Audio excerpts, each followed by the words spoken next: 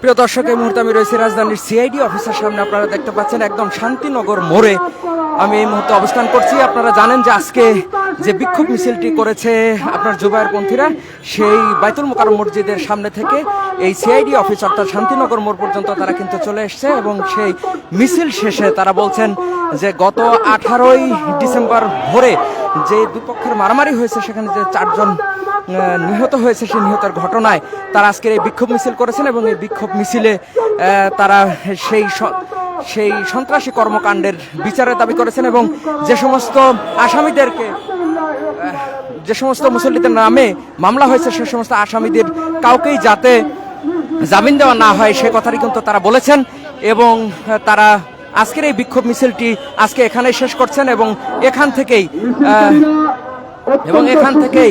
শান্তিপূর্ণভাবে আমরা আমাদের শাসনস্থলে চলে যাব। রাস্তায় অপেক্ষা করব না, রাস্তায় কেউ আর মিছিল হবে না। মিছিল এখানে সমাপ্তি, আমাদের কর্মসূচি দেওয়ার মাধ্যমে এখানে সমাপ্তি, আর কোনো মিছিল হবে না। আমরা শুনতে পেয়েছি যে তাদের মিছিল এই মাত্র এখানেই শেষ হলো এবং তারা জানিয়েছে যে যতক্ষণ পর্যন্ত না তারা যেই আসামিদেরকে, তারা যেই মুসল্লিদেরকে আসামি করে মামলা করেছে সাতপন্থীর, যতক্ষণ পর্যন্ত তাদের বিচার না হবে ততক্ষণ পর্যন্ত তাদের এই আন্দোলন চলবে, তাদের এই বিক্ষোভ চলবে, সেটি কিন্তু তারা এখানে ঘোষণা দিয়েছেন এবং তারা বলেছেন সাতপন্থীরা যাতে কোনোভাবেই ইজতেমা ময়দান ব্যবহার করতে না পারেন সেই ব্যবস্থা প্রশাসনকে নিতে হবে, তারা সেই হুঁশিয়ারি দিয়েছেন।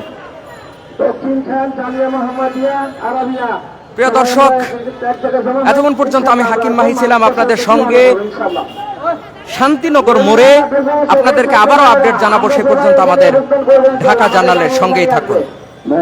মহাকালী সাততলার সাথী যারা আছি, আমাদের গাড়ির কাছে আছি, যতগুলো ওঠা যায় ততগুলো সাথে আমরা উঠে পড়ি।